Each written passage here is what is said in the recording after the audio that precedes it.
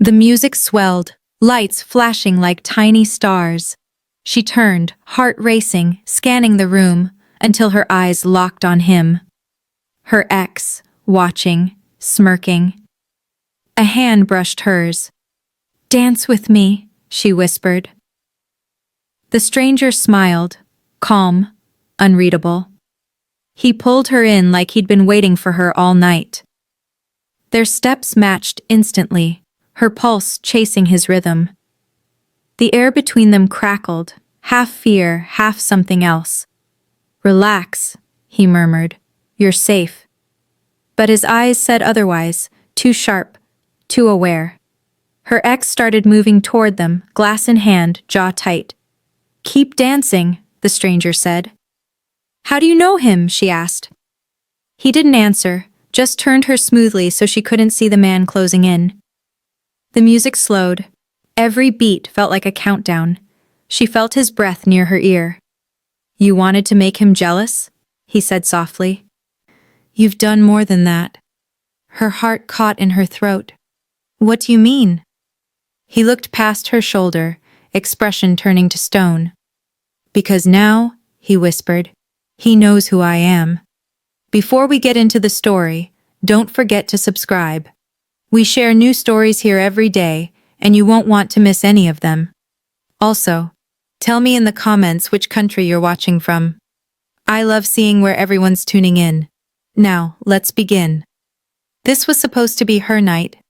After 18 months of rebuilding everything James had systematically dismantled, her confidence, her professional network, her belief that she belonged in the art world, she'd finally proven him wrong.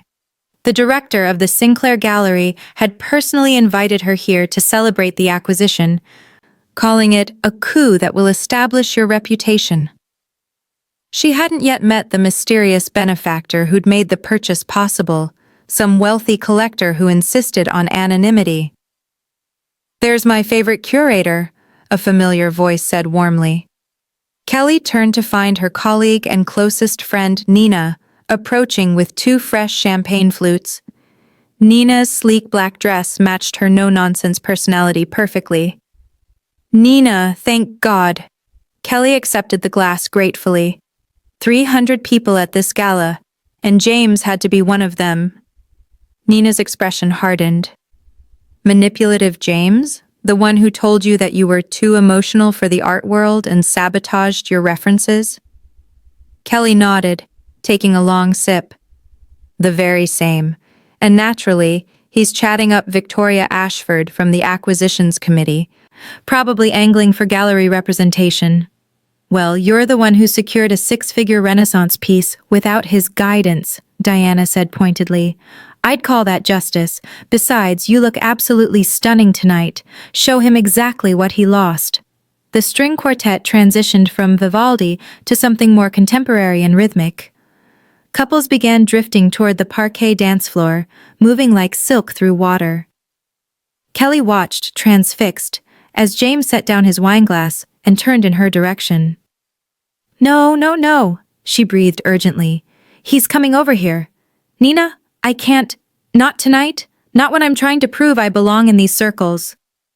The old panic clawed up her throat. For 2 years, James had convinced her she was too sensitive, too unprofessional, too everything to succeed without him. She'd spent months in therapy learning to silence his voice in her head. But seeing him now, watching that calculated approach, she felt those carefully rebuilt walls beginning to crack. Without thinking, Kelly turned toward the man standing a few feet away. He had his back to her, dark hair touching the collar of an impeccably tailored charcoal suit. Tattoos traced up the left side of his neck, an unusual sight among the conservative collector crowd. He seemed content to observe the room with the stillness of someone who owned whatever space he occupied. Kelly leaned closer, her voice barely above a whisper. "Would you dance with me? My ex is watching." The man turned, and Kelly's breath caught. His eyes were darker than the espresso she'd nervously downed that afternoon, almost black in the chandelier light.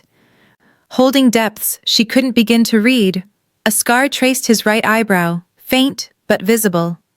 He glanced over her shoulder toward James, and something dangerous flickered across his expression before his lips curved into an enigmatic smile. "I'd be honored," he said, his voice low and textured like aged whiskey. He set his tumbler on a passing waiter's tray and extended his hand. His palm was warm, his grip assured, the kind of confidence that came from genuine power, not performance. "Let's give him something to watch." Relief mixed with something electric as Kelly placed her hand in his. He led her onto the dance floor with the easy authority of someone used to being followed.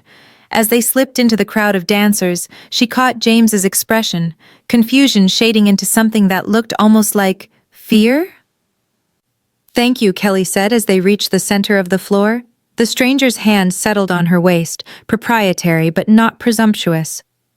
"I'm Kelly. Kelly Wilson."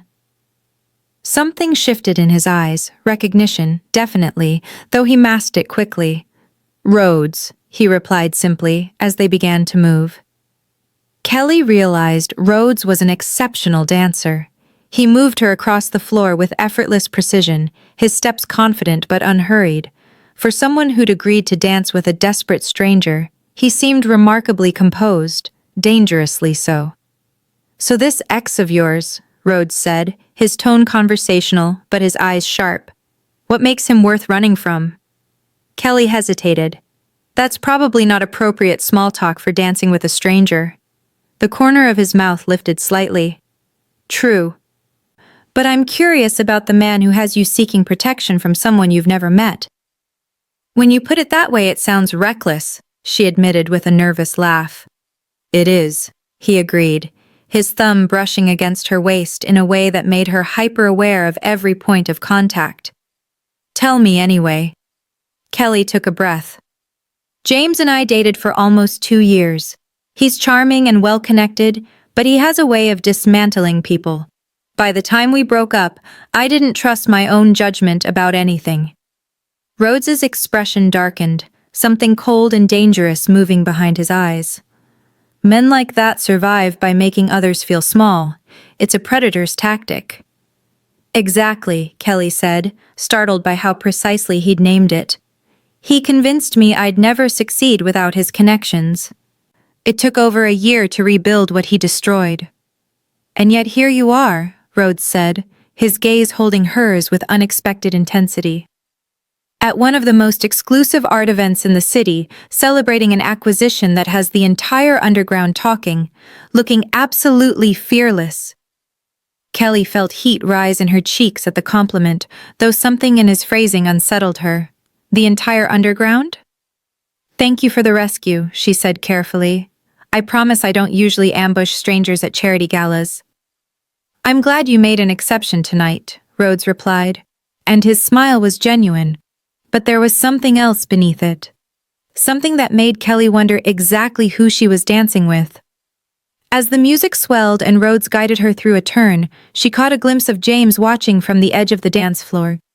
But for the first time in months, the sight of him didn't make her feel small. It made her feel protected. She just didn't know yet what kind of protection came with a price. The dance ended too soon. Rhodes released her with a slight bow, his dark eyes lingering on her face for a moment longer than necessary.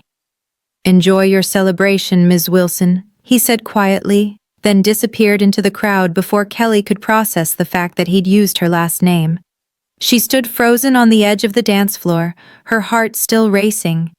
Ms. Wilson. She hadn't told him her last name, just Kelly. "Earth to Kelly," Nina said, appearing at her elbow with a knowing grin. "Who was that incredibly gorgeous man, and why didn't you introduce me?" "I don't know," Kelly admitted, scanning the crowd for Rhodes's tall figure. He'd vanished completely. "He said his name was Rhodes, but..." "But what?" "He knew my full name, I didn't tell him." Nina's expression shifted from playful to concerned. "That's creepy." "Maybe he overheard someone talking about you? You are the woman of the hour." Kelly wanted to believe that. She tried to brush it off as coincidence. Someone must have mentioned her name nearby, or maybe he'd read the program listing her as curator. But something about the way he'd said Ms. Wilson, with that hint of dark amusement, made her skin prickle. She forced a smile. "You're probably right. Come on, I need to mingle before Patricia Vandermeer thinks I'm hiding." They rejoined the circulation of guests, Kelly accepting congratulations on the Renaissance acquisition with practiced grace. But as she moved through the ballroom, she couldn't help noticing the whispers that seemed to follow her, conversations that stopped when she approached, sidelong glances from collectors who normally courted her attention. "Is it just me?" she murmured to Nina as they paused near a Baroque sculpture. "Or is everyone acting strange?" Nina nodded slowly. "I've been picking up on it too. Someone said there's a major art investor here tonight. Apparently, he almost never appears in public, but when he does, people notice." "Who is he?" "No one will say his name out loud." Nina leaned closer, lowering her voice.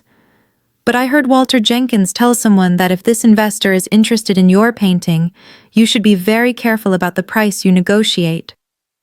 A chill ran down Kelly's spine. Before she could respond, a familiar voice cut through her thoughts. "Kelly, you look radiant tonight." She turned to find James standing behind her, his smile warm and completely artificial. Nina stiffened beside her, but Kelly kept her expression neutral. "James, I didn't expect to see you here." "I'm consulting with the Vandermeer Foundation now," he said smoothly, moving closer, "helping them assess potential acquisitions, which means we'll probably be working together quite a bit." The implied threat was subtle, but unmistakable. Kelly's gallery often collaborated with the Vandermeer Foundation. If James had influence there, he could make her professional life extremely difficult. "How fortunate," Kelly said coolly. James's smile tightened. "I have to say, I was surprised to hear about your Renaissance piece. Very ambitious acquisition for a gallery your size." He paused, letting the condescension sink in.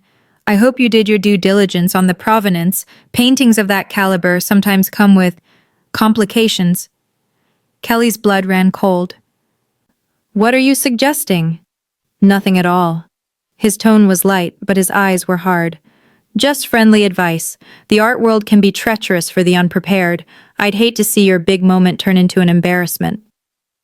Nina stepped forward, her voice sharp. "Kelly's work is impeccable, unlike some people's ethics." James ignored her, keeping his gaze locked on Kelly. "I'm only trying to help. We had our differences, but I still care about your well-being. That painting is none of your concern," a low voice said from behind Kelly. She turned to find Rhodes standing there, his hands in his pockets, his expression utterly calm. But there was something in his stillness that felt dangerous, like a blade held perfectly still before it strikes. James's face went pale. He took an involuntary step backward. "Mr. Rhodes," James said, his voice suddenly lacking all its confidence. "I didn't realize you were... I was just... leaving," Rhodes finished quietly. "Miss Wilson has better company." For a moment, James looked like he might argue. Then his gaze flickered between Kelly and Rhodes, and something like fear crossed his features. "Kelly," he said urgently, "you don't know who you're dancing with." "I think she's capable of making her own choices," Rhodes replied, his tone pleasant but edged with steel. James opened his mouth, closed it, then turned and walked away quickly, nearly bumping into a waiter in his haste to leave. Kelly stared after him, her mind reeling. She'd never seen James afraid of anyone. Never.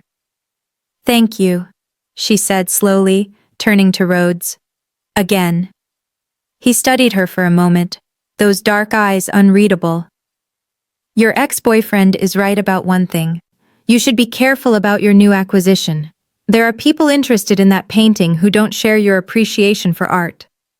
Before Kelly could respond, he nodded politely and walked away, leaving her standing with Nina in shocked silence. "Okay," Nina breathed. "What the hell just happened?" Kelly watched Rhodes disappear through the crowd for the second time that night. "I have no idea."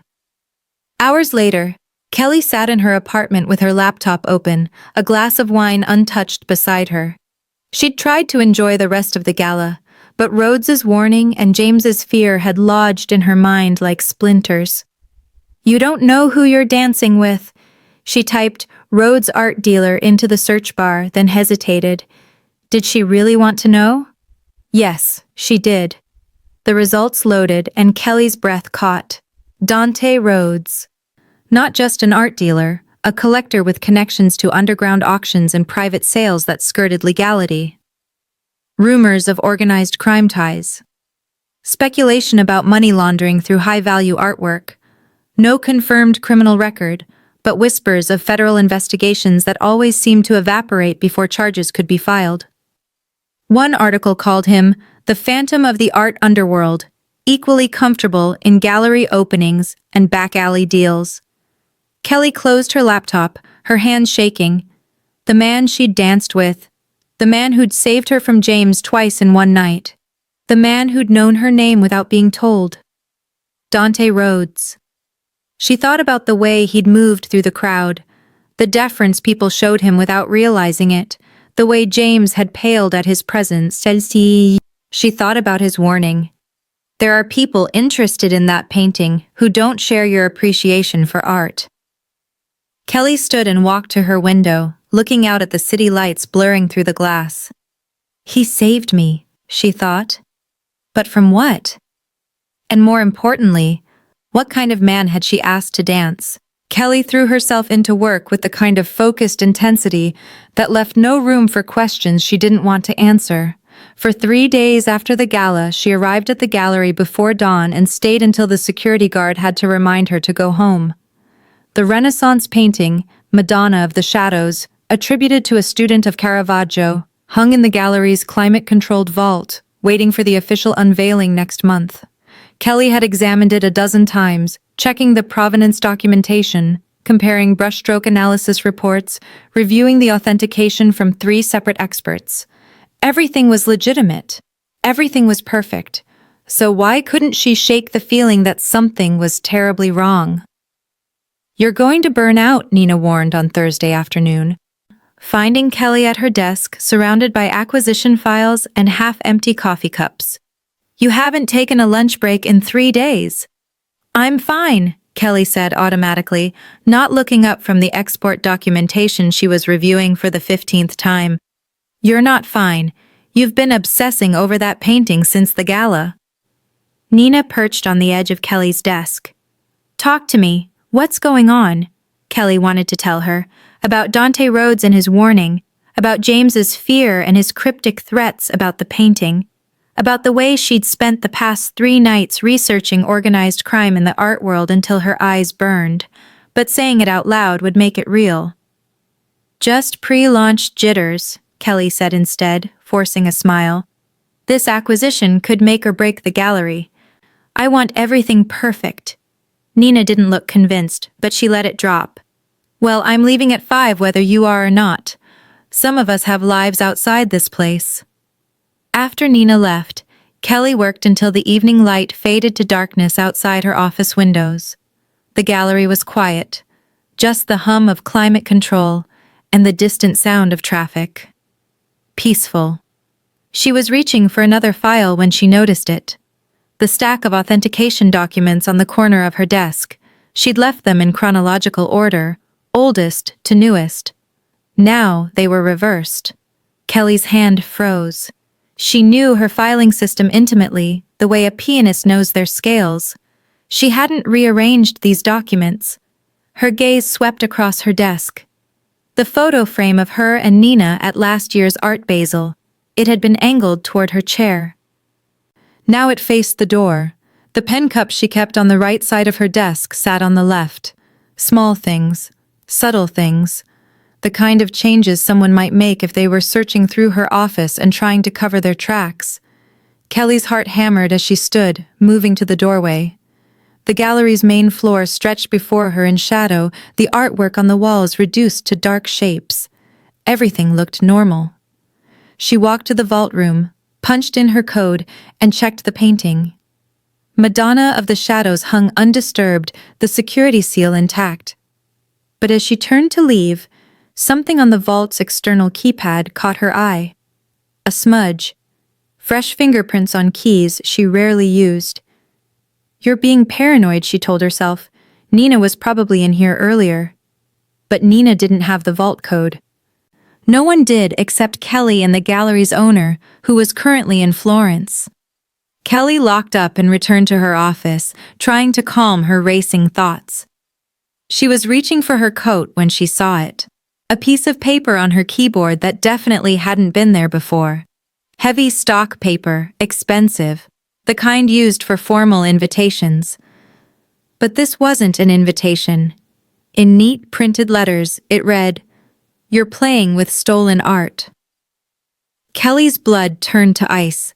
She dropped the note like it had burned her, backing away from her desk. Her gaze darted to the windows, the shadows, the doorway. Someone had been in her office, while she was here, while she was working.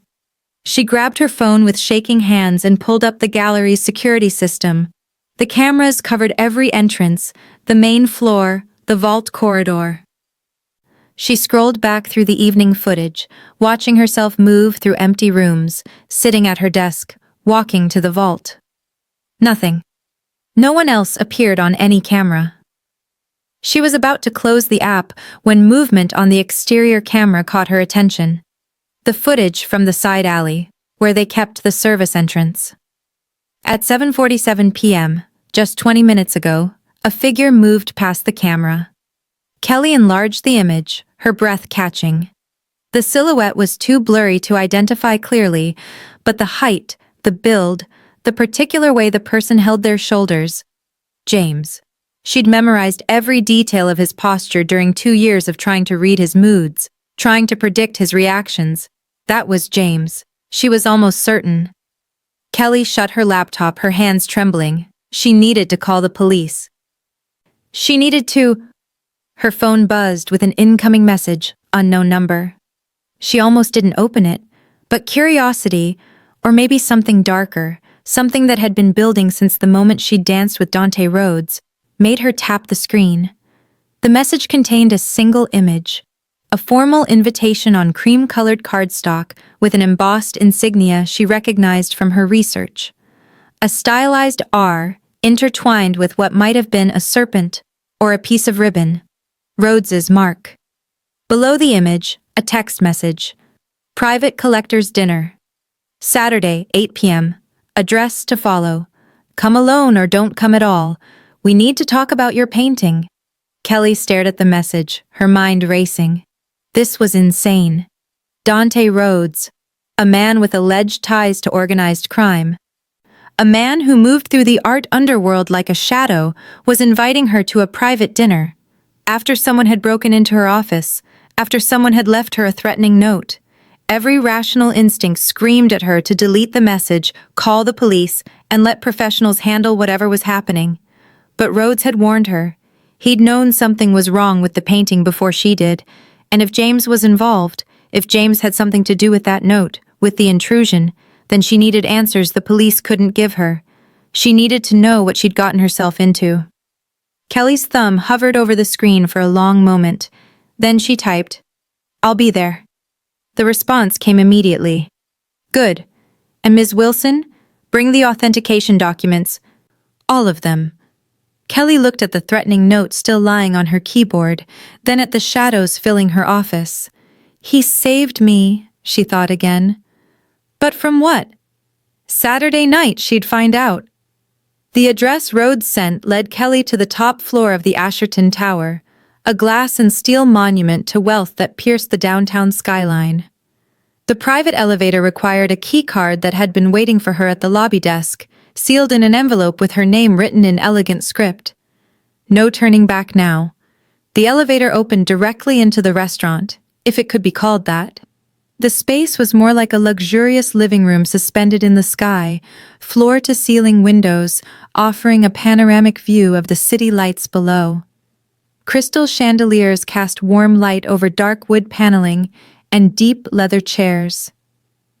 A single table had been set near the windows, intimate and isolated, and there, Rising from his seat as she approached was Dante Rhodes. He wore a charcoal suit that probably cost more than her monthly gallery rent, tailored to perfection, but unable to disguise the dangerous edge he carried like a second skin.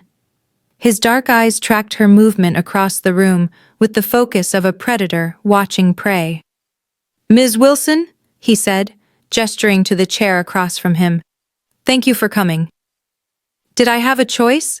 Kelly asked, clutching her portfolio of authentication documents against her chest like a shield.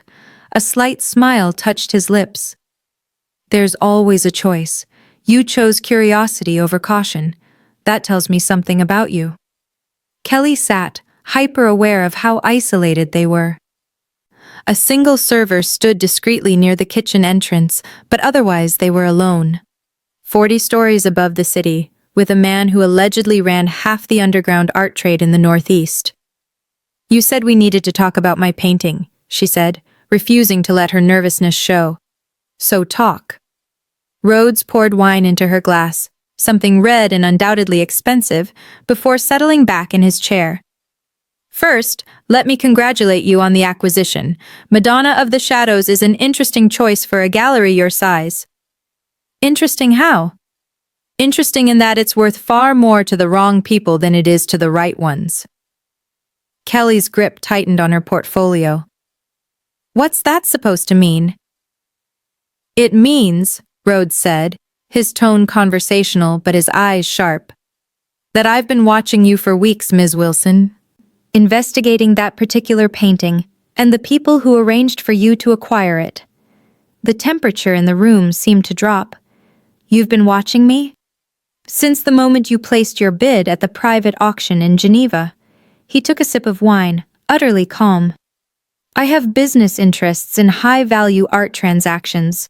When a relatively unknown gallery curator suddenly acquires a Renaissance masterpiece with a muddy provenance, I pay attention." Kelly felt like the floor was tilting beneath her. "The provenance isn't muddy. I have authentication from 3 separate experts, documentation tracing it back to a private collection in Naples that conveniently burned down in 2019, destroying most of the original records." Rhodes's voice was gentle, almost sympathetic. "Leaving only the documents that were saved by the estate lawyer who happened to be handling the sale." "That's—" Kelly stopped, her mind racing. She'd questioned the fire briefly, but the authentication had been so thorough, the experts so respected. "Are you saying it's a forgery?" "No, I'm saying it's real." Rhodes leaned forward slightly. "Which makes it far more dangerous than a forgery. Tell me, who arranged the introduction to the seller?" Kelly's mouth went dry. She knew the answer. She didn't want to say it out loud. "James?" she whispered. Rhodes nodded. "Your ex-boyfriend. The one who coincidentally reconnected with you 6 months ago, apologizing for his past behavior. Who suggested you look into acquiring a major piece to elevate your gallery's profile. Who introduced you to the estate lawyer handling the Naples collection sale." Every word was a knife finding its mark. Kelly remembered James's unexpected email last spring, his careful rebuilding of contact. She'd been suspicious at first, but he'd seemed genuinely remorseful, and the lead on the painting had been too good to pass up. "Why?" Kelly's voice came out barely above a whisper. "Why would James help me acquire a valuable painting?" "Because the painting isn't just valuable, Kelly, it's a vehicle." Rhodes pulled a tablet from beside his chair and slid it across the table. "Look." With shaking hands, Kelly opened the file on the screen. Financial records, transaction histories, wire transfers with coded notations, and there, highlighted in yellow, was James's name. Again, again, again. "The Madonna of the Shadows was purchased 3 years ago by the Volkov family," Rhodes said quietly. "Russian organized crime. They paid $8 million for it through legitimate channels, then lost it in the Naples fire. The insurance paid out, but the painting never actually burned." Kelly's vision blurred as she scrolled through the documents. "They kept it. They kept it, and they've been using it as collateral for money laundering operations across Europe."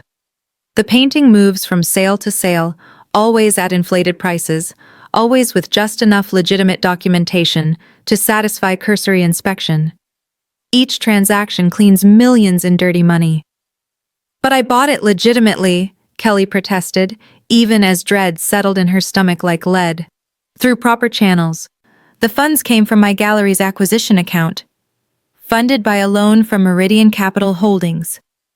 Rhodes's dark eyes held hers. A shell company with ties to the Volkov family. They didn't just sell you the painting, Kelly. They financed your purchase of it, which means every payment you make to them is cleaned money, legitimized through your gallery's tax records and art market transactions. The portfolio slipped from Kelly's hands, scattering authentication documents across the table. No, I would have caught that. I did due diligence on the lender. You did due diligence on the front company. 3 layers deep, there's Volkov money. Rhodes's voice softened slightly. This isn't your fault. They're very good at what they do, and they had James on the inside, positioning you perfectly.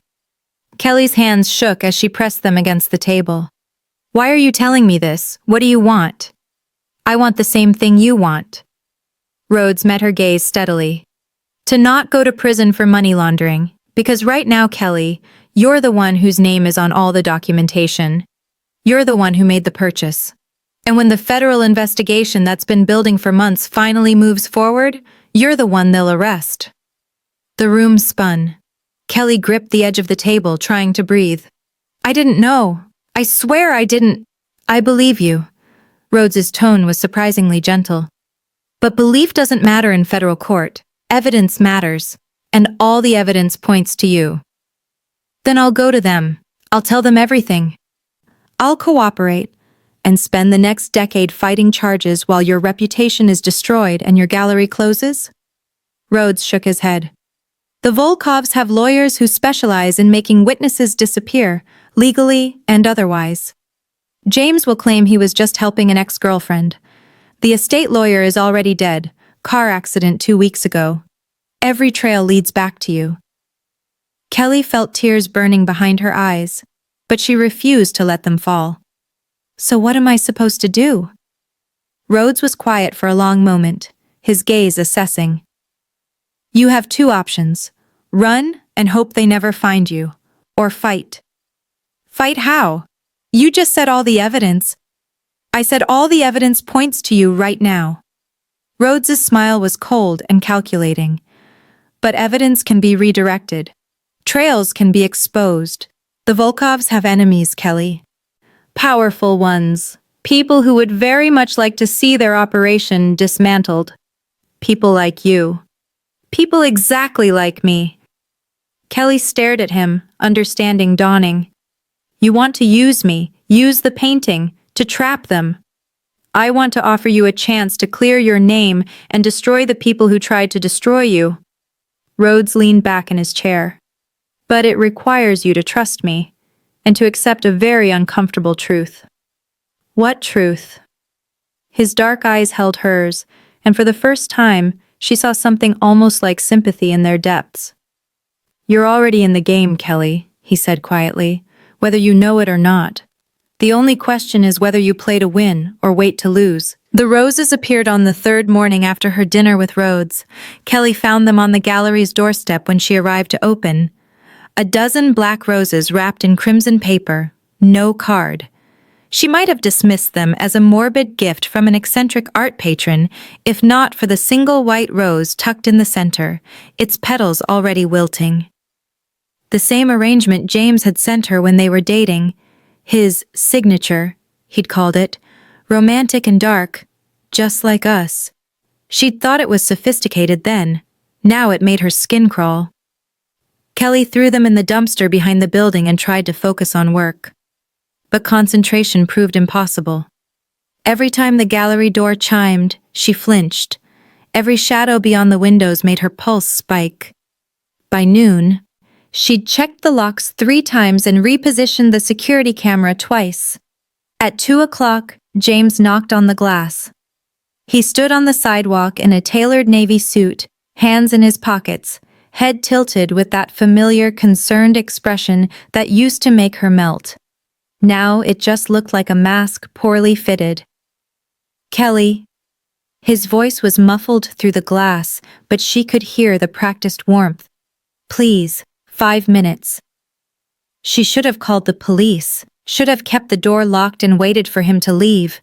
Instead, she found herself walking to the entrance, her hand hovering over the deadbolt. You're already in the game. She opened the door, but didn't invite him in. I don't want to see you, James. I know. He had the decency to look contrite, though his eyes remained calculating. But we need to talk about the painting. It's not safe for you to have it. Not safe how? He glanced over his shoulder at the street, a theatrical gesture that might have convinced her weeks ago. Can we do this inside? There are people watching. Then they can watch us talk right here. Kelly kept her hand on the door, ready to slam it. What do you want? James's expression shifted, the concerned mask slipping slightly. I want to help you, Kelly. You're in over your head with something you don't understand. The painting needs to go back to its rightful owners before people get hurt. Rightful owners? Kelly's laugh was bitter. You mean the Volkov family? The ones using my gallery to launder money? His eyes narrowed, and for a moment she saw genuine surprise flicker across his face. Then it was gone, replaced by something colder. Who told you that? Rhodes? Does it matter? It matters because Rhodes is using you. James stepped closer to the threshold, his voice dropping to an urgent whisper. You think he cares about you? You're just leverage to him, a pawn in whatever game he's playing with the Volkovs. When this is over, you'll be discarded, or worse. Kelly's grip tightened on the door. And what am I to you, James? Because from where I'm standing, I'm the patsy you set up to take the fall. I was protecting you. His mask cracked further, revealing something desperate underneath. You weren't supposed to keep the painting this long. You weren't supposed to attract Rhodes's attention. You were just supposed to facilitate the transaction and move on. Facilitate money laundering, you mean? Facilitate business. James's hand shot out, catching the door before she could close it. Kelly, listen to me. Give the painting back. Tell Rhodes you changed your mind. Get out while you still can. And if I don't? His smile was slow and cruel, nothing like the charm he'd once wielded so effectively. Then you'll learn exactly how dangerous this world is. You really think Dante Rhodes will protect you when things get messy? He's a criminal, Kelly. A very sophisticated one, but a criminal nonetheless. You're nothing to him except a means to an end. Kelly met his gaze steadily, refusing to let him see her fear. Get off my property, James. If I see you here again, I'm calling the police. The police can't help you with this. But he released the door, stepping back onto the sidewalk. You have 48 hours to make the right choice. After that, the situation becomes complicated. He walked away without looking back, leaving Kelly shaking in the doorway. She waited until closing time to call Rhodes. He answered on the first ring. Ms. Wilson, I've been expecting your call. James was here. Kelly paced her empty gallery, the Madonna watching from her climate-controlled case. He wants the painting back. Threatened me when I refused.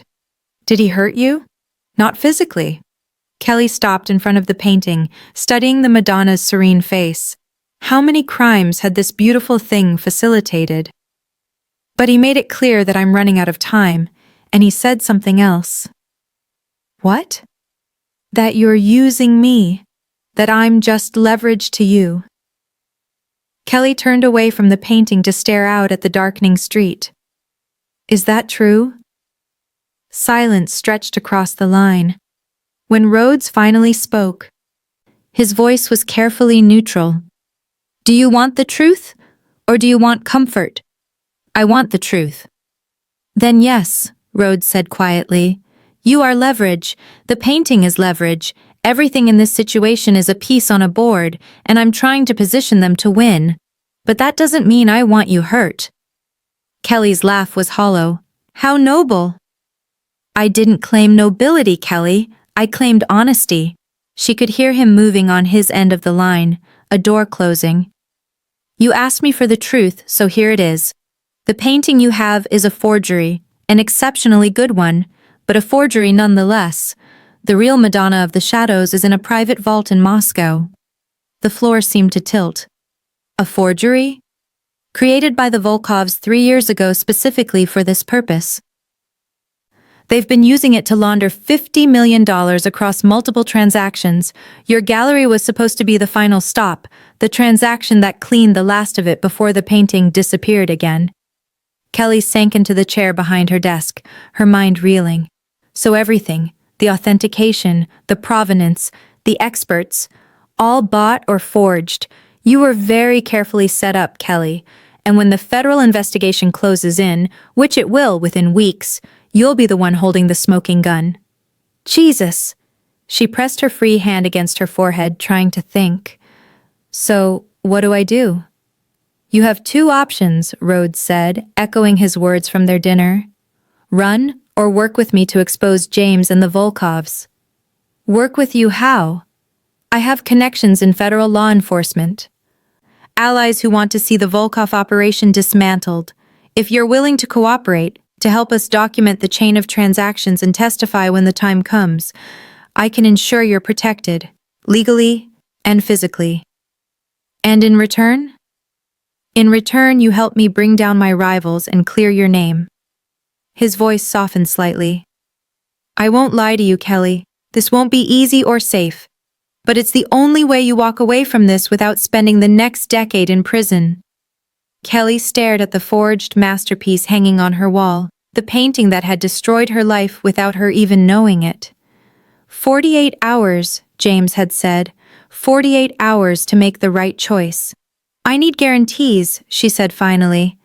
Protection. Something in writing that proves I'm cooperating. Done. I'll have my lawyer draw up an agreement tonight. And James, if he comes back, he won't. Rhodes's tone turned cold. I'll make sure of it.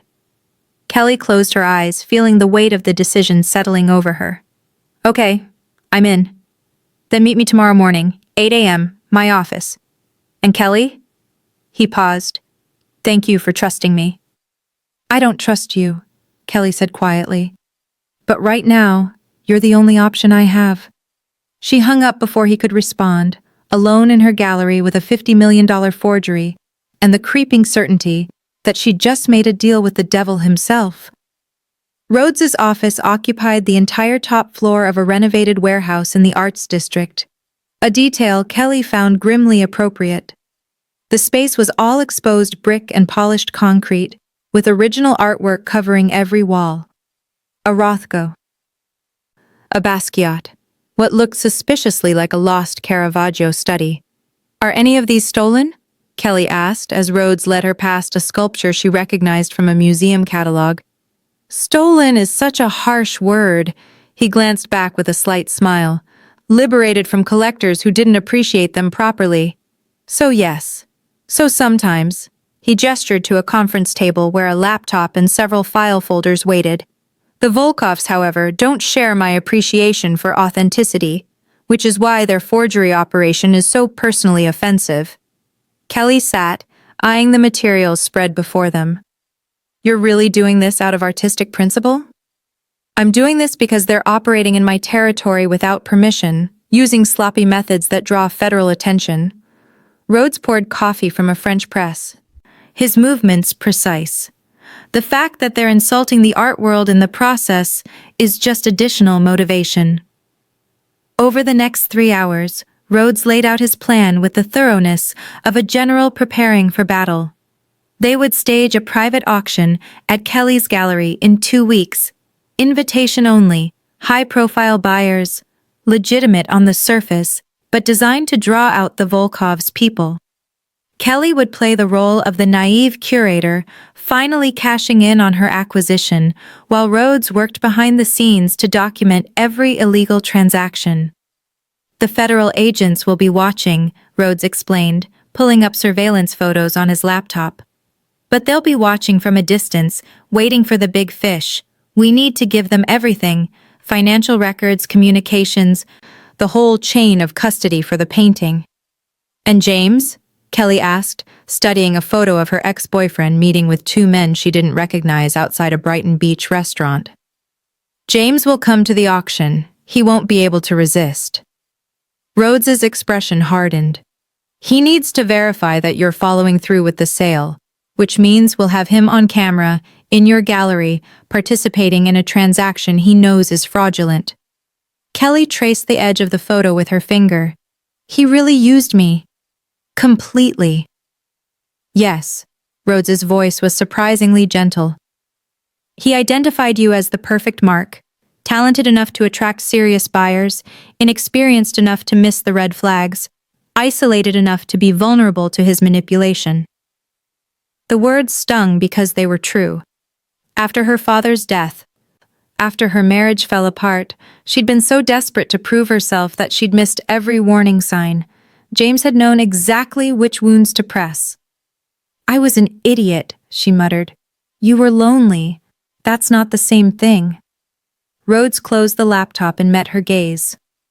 The Volkovs have an entire department dedicated to identifying people like you, people with access to the legitimate art world who can be compromised. You weren't uniquely foolish. You were systematically targeted. Something in his tone made her look up. You sound like you have experience with that. For a moment, his carefully constructed mask slipped. My sister was an art history professor. Brilliant, principled, everything I'm not.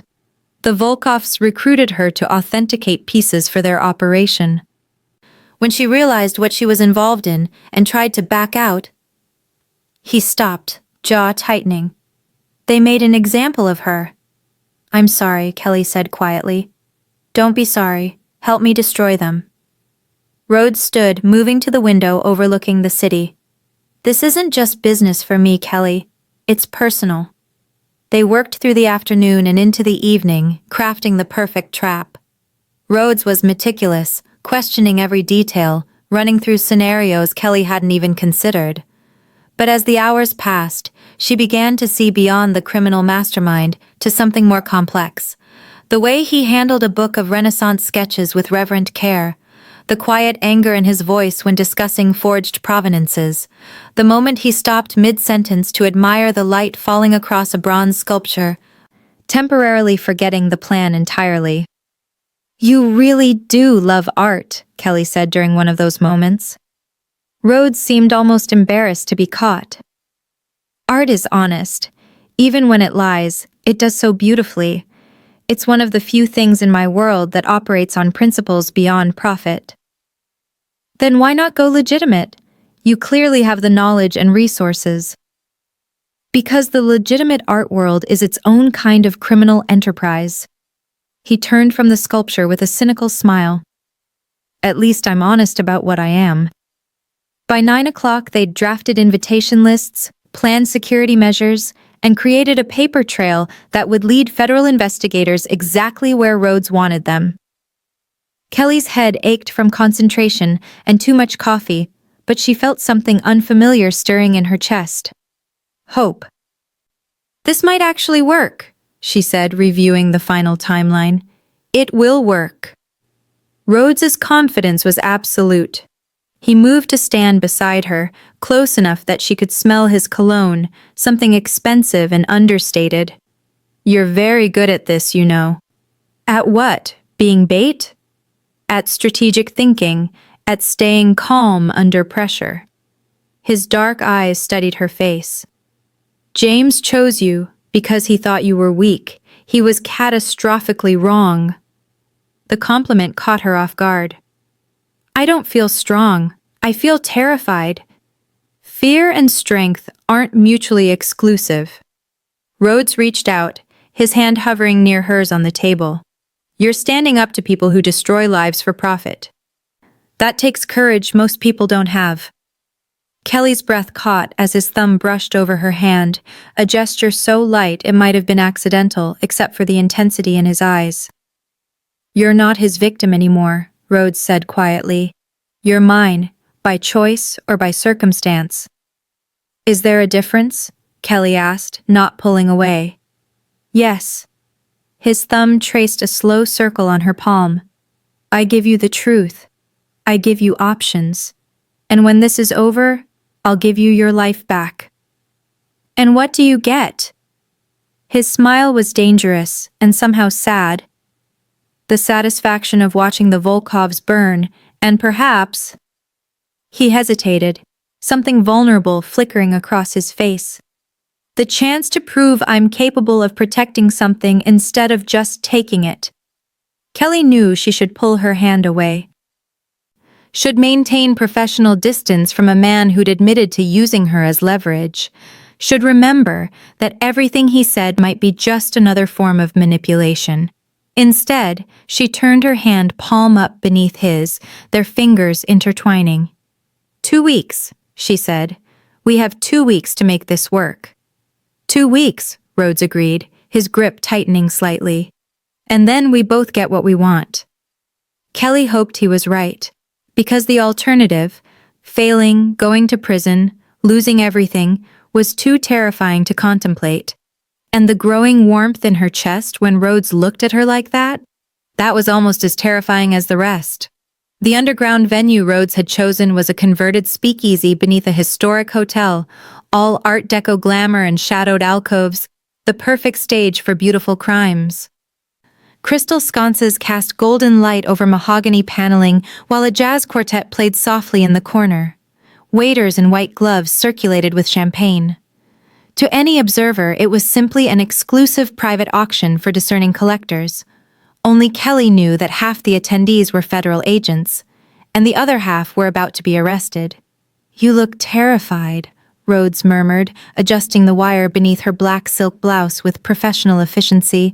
They were tucked in a back office, his fingers steady despite the intimacy of the gesture. That's good. Use it. James will expect you to be nervous. I am nervous, Kelly said, her voice barely steady. What if he realizes... He won't.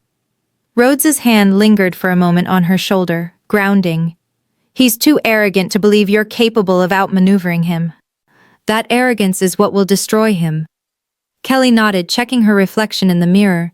She'd dressed the part carefully, elegant but not ostentatious. The successful curator finally cashing in. The woman James had tried to create. The role she was about to weaponize against him. The Madonna is already positioned, Rhodes continued, all business now. The bidding will start at $2 million. Let it run naturally until James or his people make their move. They'll want to secure it quickly before other buyers drive the price too high. And then you complete the transaction exactly as planned. The moment money changes hands, the FBI moves in. His dark eyes held hers in the mirror. But Kelly, if anything feels wrong, if James does anything unexpected, you abort. Say the code phrase and my people will extract you immediately. Moonlight Sonata, Kelly repeated, the agreed-upon signal. Good. Rhodes stepped back, letting his mask of professional distance settle back into place. But not before she caught the flash of something deeper in his expression, concern, perhaps even fear. I'll be watching from the balcony. You're not alone in this. Kelly wanted to say something. Thank you, or be careful, or maybe don't let me die. But the door was opening, and it was time. The main gallery space had been transformed. The Madonna hung in a place of honor beneath dramatic lighting, her serene face watching over the assembled crowd. Kelly recognized several legitimate collectors she'd invited as cover, their presence lending authenticity to the charade. But her attention fixed on the entrance as 3 men in expensive suits walked through. James was in the center, flanked by 2 others Kelly recognized from Rhodes's surveillance photos, Dmitry and Alexei Volkov, brothers who ran the family's American operations. They moved with the casual confidence of men who'd never faced real consequences. James's eyes found Kelly immediately, and his smile was sharp as a blade. Kelly, he approached with champagne in hand, looking for all the world like a supportive ex-boyfriend. You look stunning, though I have to say I'm surprised you went through with this. Business is business, Kelly said, amazed her voice didn't shake. She could feel the wire against her skin, recording every word. The painting deserves to be appreciated by someone who can afford it properly. Indeed. James's gaze flicked to the Madonna, then back to her face. Though I hope you haven't forgotten our conversation, some buyers are more suitable than others. All my buyers are vetted, Kelly assured him, letting a hint of steel enter her voice. I run a legitimate operation. Something flickered in James's expression. Surprise, maybe even respect. Of course you do. The auction began promptly at 8. Kelly had hired a professional auctioneer as cover, and he worked the room with practiced charm. The bidding opened at 2 million and climbed steadily. 3 million. 4. Kelly watched James conferring with the Volkov brothers, saw Dmitri make a subtle gesture. 5 million. The room held its breath as the price climbed. Kelly forced herself to appear calm, professional, though her heart hammered against her ribs. Somewhere in the shadows, Rhodes was watching. Somewhere outside, FBI agents waited for their signal. 6 million. Dmitri Volkov raised his paddle. 6 million going once, the auctioneer called. Twice. 7 million, called a voice Kelly didn't recognize. One of the cover buyers, driving up the price as planned. She saw James's jaw tighten, saw him lean in to whisper something urgent to Dmitri. The older Volkov brother's expression darkened. 8 million, Dmitri countered, his accent thick. The room fell silent. No one else bid. The gavel fell. Sold. To paddle number 15 for $8 million. Kelly's hands trembled as she approached the Volkov brothers with the purchase documents. This was it, the moment of transaction that would seal their guilt. She could see Rhodes now, a dark figure on the balcony watching intently. Congratulations, she said, laying out the paperwork. If you'll just sign here. James's hand clamped around her wrist. You stupid bitch, he hissed, his charming mask finally cracking. You really thought you could play us? Kelly's blood turned to ice. James, what? The wire. His grip tightened bruisingly. Did you think we wouldn't sweep for surveillance? Did you think we were idiots? He yanked her against him, and suddenly there was cold metal pressed against her ribs. A gun. Jesus Christ, he had a gun. Everyone stay calm, James announced, his voice carrying across the suddenly silent room. We're just going to walk out of here, nice and easy. He dragged Kelly backward toward the exit, the gun digging into her side. She could see Rhodes moving on the balcony, could see other figures, agents, starting to react. But James was already at the door, using her as a shield. James, please, Kelly gasped. Shut up. His breath was hot against her ear. You were supposed to be easy, controllable. How did you get so fucking brave? And suddenly Kelly understood. The wire hadn't failed. This was James panicking, making a desperate move because he knew the walls were closing in. She just had to keep him talking, buy time for Rhodes's people to position themselves. You taught me, Kelly said, forcing calm into her voice even as terror screamed through her veins. All those months, manipulating me, grooming me to be your perfect victim. You taught me exactly how manipulation works. And now, I'm using your own lessons against you. James's grip faltered slightly. What? Every word you said was designed to make me feel weak, dependent, grateful for your attention. Kelly met his eyes in the reflection of the glass door. But you made a mistake. You showed me what real darkness looks like, and it made me strong enough to fight back. Touching, James snarled. But you're still walking out of here with me and… Rhodes's voice cut through the chaos, cold as winter. Let her go, James. He stood 10 feet away, flanked by 2 men Kelly recognized from his office. No gun visible, but the threat in his posture was absolute. Stay back, James warned, pressing the gun harder against Kelly's ribs. I'll shoot her. I swear I'll… Rhodes moved.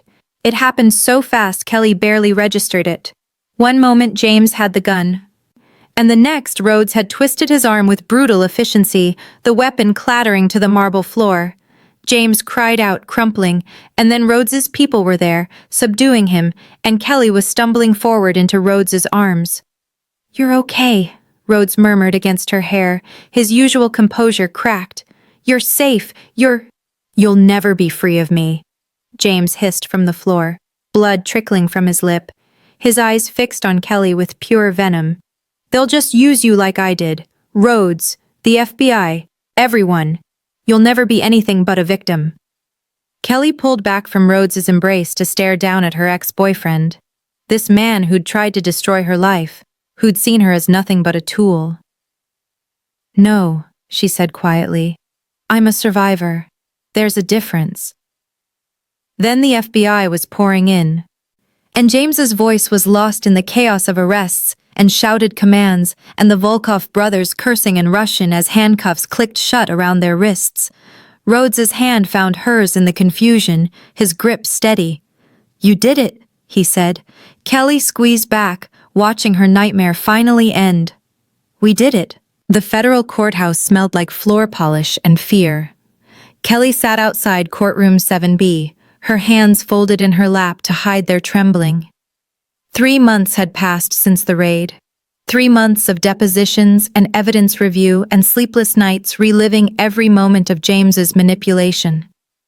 The Volkov brothers had already been convicted on RICO charges. Several corrupt dealers had pleaded out, but James had insisted on trial, confident he could talk his way free one last time. Today was Kelly's turn to testify. "You ready?" Rhodes appeared with 2 cups of terrible courthouse coffee, settling beside her on the wooden bench. He'd been her constant through all of it. The debriefings, the prosecutor meetings, the nights when panic attacks left her gasping for air.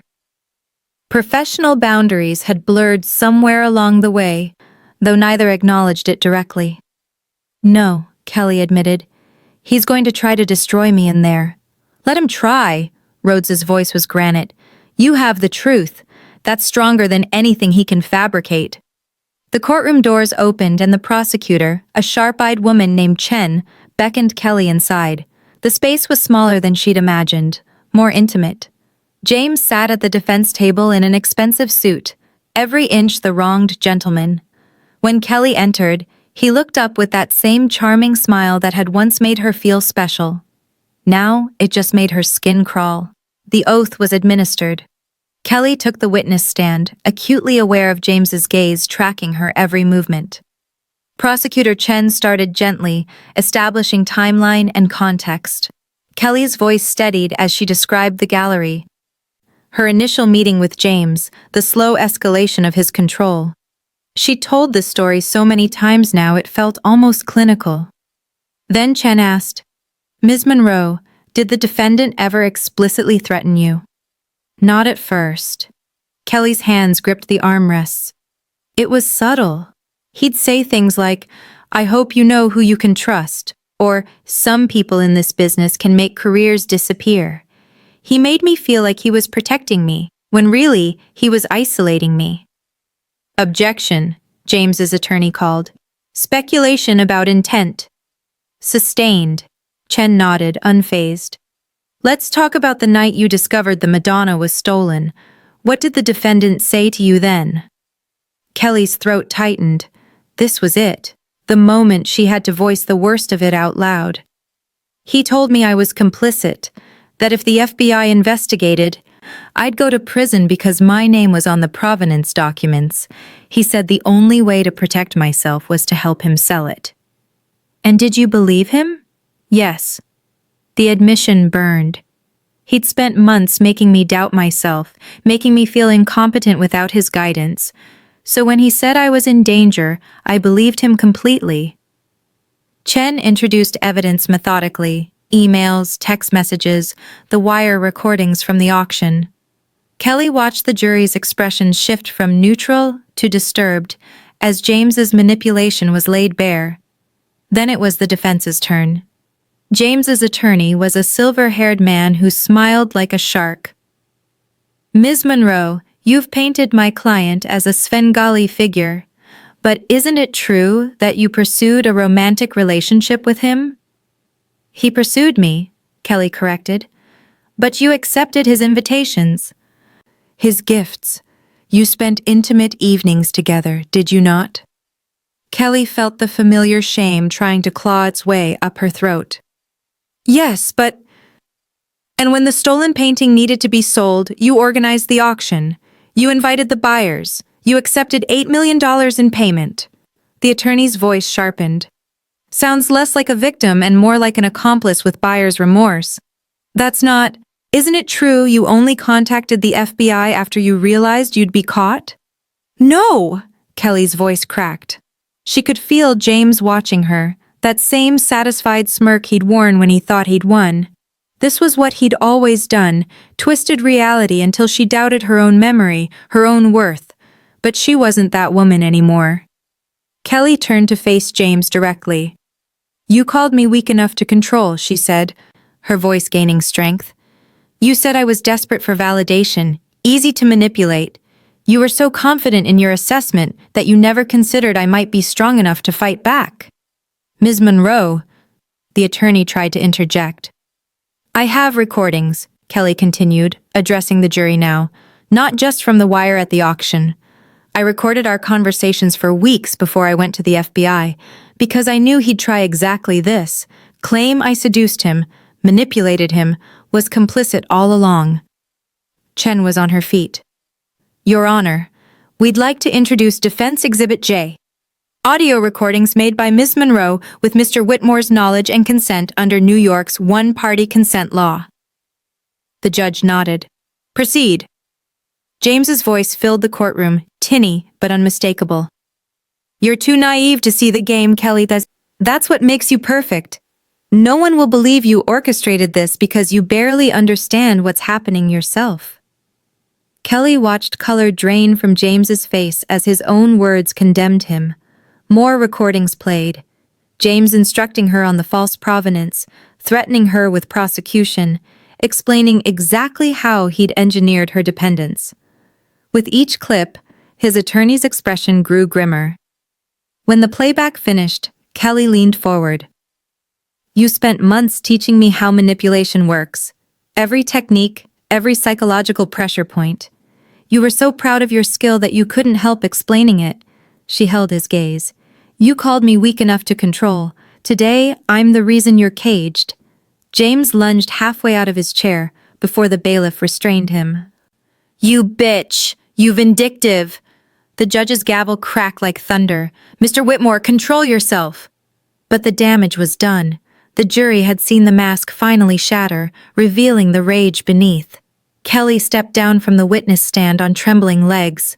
Rhodes met her at the courtroom door, his hand steady on her elbow as they walked into the hallway's fluorescent brightness. You were magnificent, he said quietly. Kelly leaned against the cool wall, adrenaline finally crashing. I can't feel my legs. That's normal. Rhodes handed her water she hadn't realized she needed. But you did it. You took your power back. Through the courtroom windows, Kelly could see James conferring frantically with his attorney. He looked smaller now, diminished. Just a man who'd mistaken cruelty for strength. How long until the verdict? Kelly asked. Hard to say, but Chen's confident. Kelly nodded, watching her past finally face consequences. She'd been broken and rebuilt, manipulated and freed, victimized and vindicated. And somehow, impossibly, she'd survived it all. What happens now? She whispered. Rhodes's answer was simple. You get to decide. The ballroom glittered like a promise kept. Kelly stood at the edge of the grand hall, champagne untouched in her hand, watching the city's art elite mingle beneath the same crystal chandeliers that had witnessed her unraveling a year ago. The Ashford Foundation's Spring Gala was the event of the season, a celebration of newly acquired Renaissance works and the curator who'd brought them home. That curator was her. Ms. Monroe, the Times photographer wants a shot by the Botticelli, her assistant whispered, appearing at her elbow. Kelly nodded, smoothing the emerald silk of her gown. Designer this time, purchased with her own money from her own salary, at a position she'd earned through skill, not manipulation. Every detail of tonight was hers, chosen freely, controlled completely. The ghosts were gone. She'd exorcised them methodically over the past 12 months. Therapy twice a week, testimony that had put James behind bars for 15 years on racketeering charges. Watching the Volkov empire crumble as federal prosecutors dismantled it piece by piece, seizing assets across 3 continents.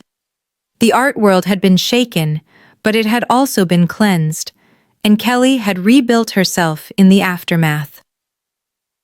"The collection is extraordinary," a collector gushed as Kelly paused by the Botticelli. "However did you authenticate the provenance so quickly?" "Carefully," Kelly replied with a smile that held steel beneath its warmth. "I don't take shortcuts anymore." The photographer captured her there, confident and radiant. No trace of the terrified woman who'd once needed a mob boss to save her. She'd saved herself in the end. Rhodes had simply given her the tools. Rhodes. Kelly hadn't seen him since the trial concluded. He'd disappeared quietly.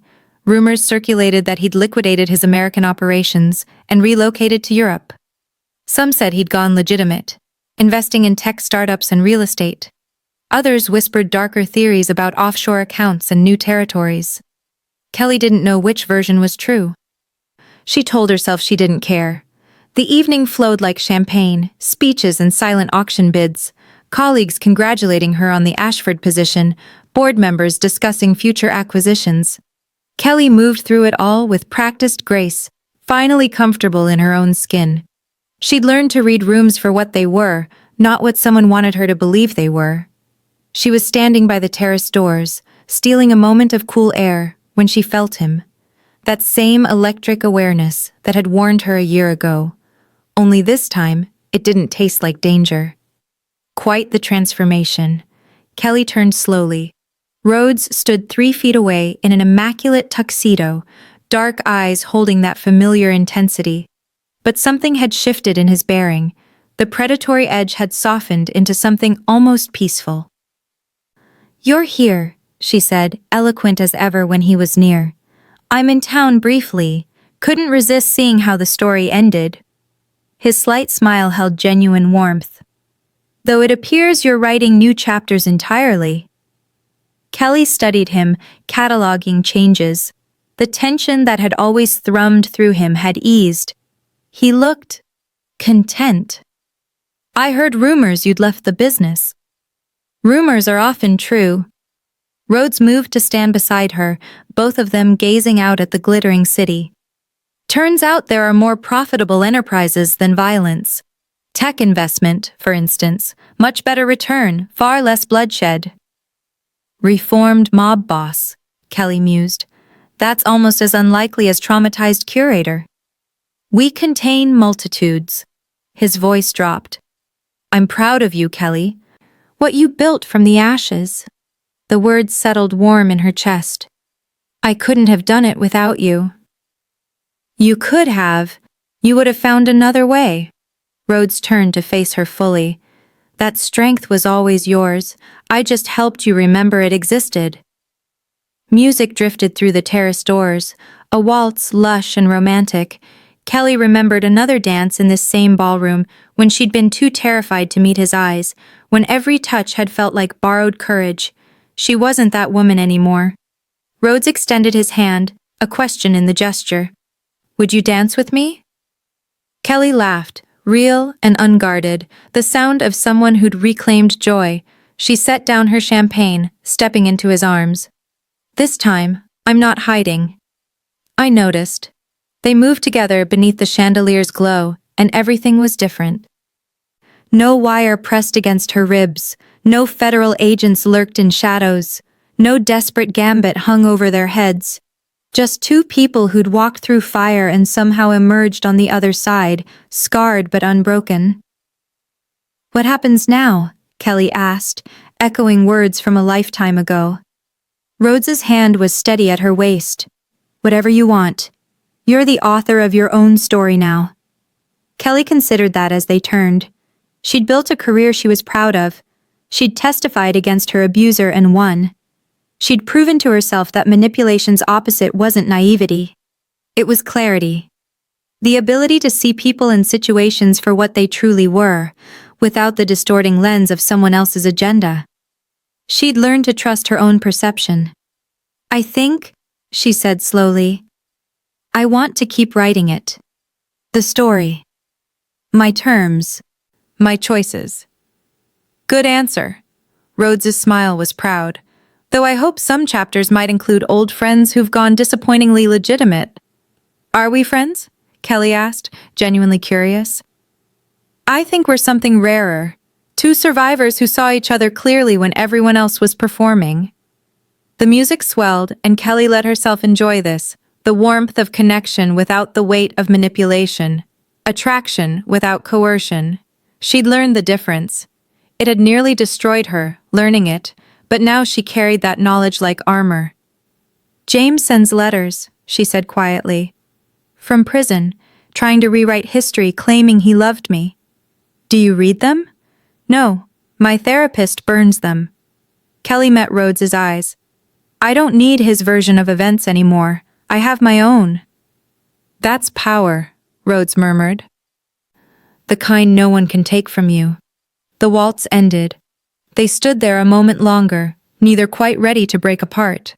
Around them the gala continued, beautiful and bright, no shadows lurking in corners, just art and music and people celebrating creation instead of destruction. Will I see you again? Kelly asked. Rhodes stepped back with visible reluctance. That depends. Are you still afraid of me? Kelly considered it honestly. Once, his intensity had terrified her, all that controlled violence barely leashed. Now she saw it for what it was. Strength that had protected when she'd needed protection, then stepped back when she'd needed space. No, she said. I'm not afraid of you. I don't think I ever really was. Then yes, you'll see me again. Rhodes lifted her hand, pressing a kiss to her knuckles with old-world formality. Until then, keep writing your story, Kelly Monroe. Make it extraordinary. He disappeared into the crowd, leaving Kelly alone beneath the chandeliers.